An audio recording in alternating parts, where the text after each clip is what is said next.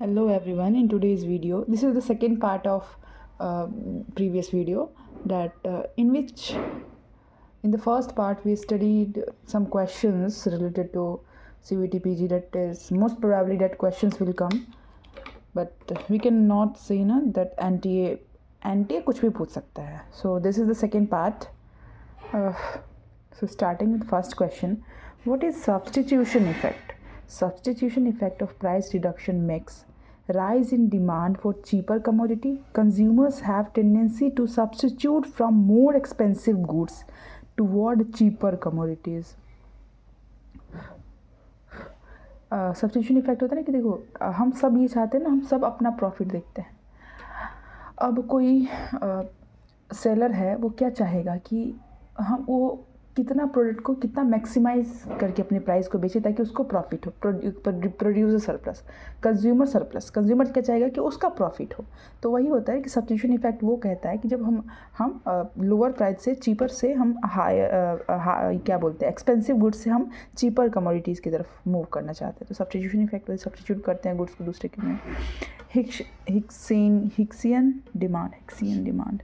Hicksian demand curve. Hicksian demand curve is different from Marshallian demand curve. Hicksian demand curve is different from Marshallian demand curve. Due to Hicksian curve grips utility as constant, but Marshallian grips income as constant. Hicksian demand is also named compensated demand, which keeps utility as constant. It is isolating substitution effects. Marshallian demand is ordinary demand in nature. Marshall demand in ordinary देखो cardinal approach ordinal वो होता है जिसको हम क्या कर सकते हैं, रैंक मतलब रैंक के बेसिस पे होता है ये. It is holding income as constant. Hicksian demand curve. Hicksian demand curve is a different from Marshallian demand curve. Due to Hicksian demand curve grips utility as constant, but Marshallian grips income as constant. Hicksian demand curve होता है, वो utility को constant लेता है, और जो मार्शेलियन grip income है वो मतलब मार्शेलियन वो इनकम को कांस्टेंट लेता है. Hicksian demand is also named as compensated demand. Hicksian को compensated demand कहा जाता है, which keeps utility as constant. It is isolating substitution effect. Marshallian demand is ordinary demand in nature. It is holding income as constant. Total number of outcome कितना होता है. Vera dice is तो मतलब 6 × 6. देखो 6 dice में कितना होता है, 6 आउटपुट होता है, मतलब 1 2 3 4 5 6.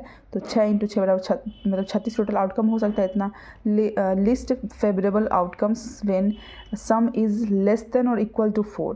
1 1 सम 2 है इसका 1 2 हो सकता है, 2 1 हो सकता है, 1 3 2 2 3 1 आ सकता है, सम 4. तो 4 का हो सम 4 लेस देन 4 में पूछा था कि इसका प्रोबेबिलिटी क्या है. तो लेस देन 4 में कितना आएगा भाई, देख लो. ये 1 2 3 4 5 6 प्रोबेबिलिटी है. 6 बाई मतलब 6/36 1/6 आ गया आंसर. सो कन्वेक्सिटी क्या है. Convexity deals with the idea of diminishing marginal utility. Diminishing marginal utility means marginal rate, हर एक एक्स्ट्रा यूनिट कंज्यूम करने से हमारा मार्जिनल यूटिलिटी डिमिनिश करता है, डिक्रीज होता है. So convexity deals with idea of diminishing marginal rate of substitution. When a consumer surplus one good for another, they give up less of second good to obtain more of first.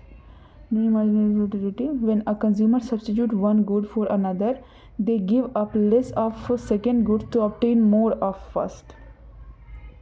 When the IS curve का मतलब समझ रहे हो, IS मतलब investment saving curve. when the IS curve is vertical, the monetary policy is fully ineffective. Samuelson's revealed preference theory depends on real choices of consumers, which would deal with supposition related to indifference curve as well as utility measured. Consumer surplus is identified as net improvement that consumers enjoy. People are often willing to pay more for goods than definite market price. as well as this alteration is their surplus. IC indifference curve improves through compensating as well as equal differences. Dominant approach balance happens when every player has one strategy that firmly controls all others. This is independent of what opponents do. When each player accepts their dominant approach, consequences is equilibrium. Dominant approach balance happens when each player, देखो dominant approach balance तब होता है जब each player की अपनी अलग अलग strategy है, कोई एक दूसरे पे डिपेंड नहीं करता है. Next question is when the IS curve is flatter. When the IS curve is flat, मतलब IS मतलब इन्वेस्टमेंट सेविंग कर्व जो होता है. सो ISLM कर्व है ना, तो इन्वेस्टमेंट वो फ्लैटर कब होता है, जब सेविंग हमारी लो होती है, low saving, high multiplier, high interest sensitivity. 11th question देखो, in the scenario of prisoner's dilemma, confessing is found to be strictly dominating. Thus both prisoners will be choosing to confess even though mutual silence will yield a better outcome together. In case of ये next prisoners dilemma कहते हैं, confessing are found to be strictly dominating. Thus both prisoners will be choosing a confess even though mutual silence will yield a better outcome together. Mutual silence. Next question है, in case of repeated game, cooperation of probable to happen because players disregard future payoff. The strategy such as tit for tat reward cooperation as well as punish defection, supporting equilibrium with cooperation. In the case of repeated game, compensation is probable to happen because each player disrespect. So guys, next question है dons बच.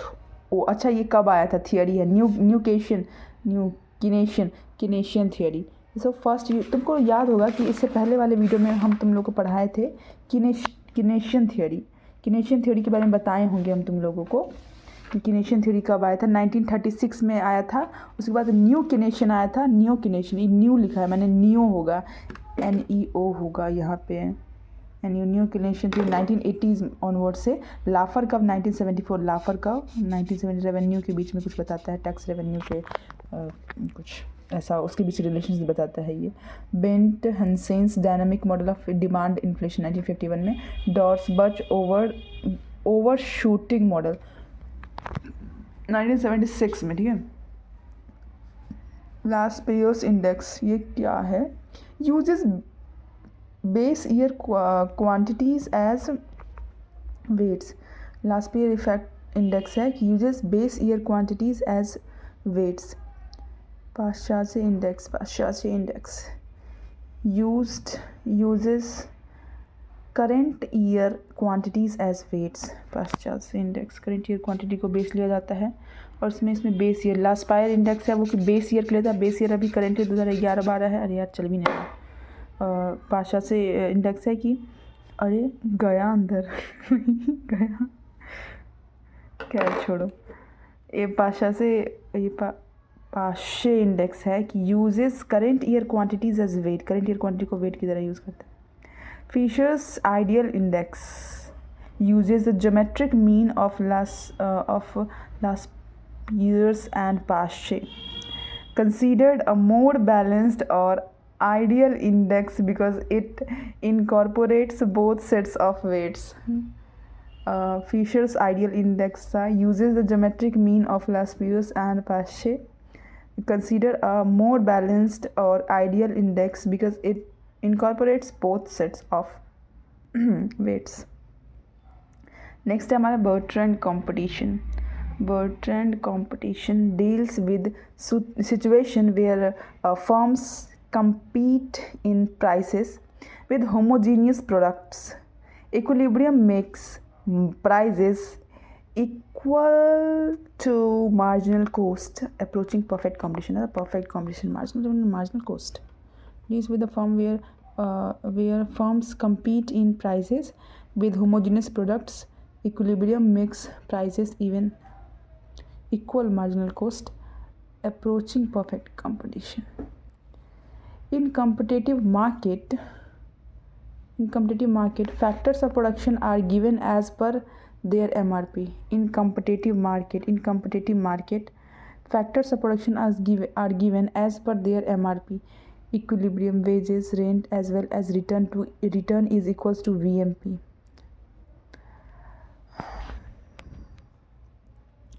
A smaller wages situation effect is controlled. At more wages, laborers earn enough as well as value leisure more, so income effect rule making labor supply weakens. Robert J. Gordon introduced the triangle model of inflation in 1988. Robert J. Gordon introduced the triangle model of inflation. Robert J. Gordon introduced the triangle model of inflation in 1988. Phillips curve 1861 to 1957 हुआ था। इसका कुछ formula होता है, sorry full form है क्या, national agriculture rural, हम तुमको बताएंगे अगली वीडियो में, ठीक है। नायडू 1968 में आया था। Expectation and the neutrality of money 1972, expectation and neutrality of money 1972। Rational expectation and theory of price movement, rational expectation and theory of price movement 1961। Money interest and prices, 1956, money interest and prices 1956.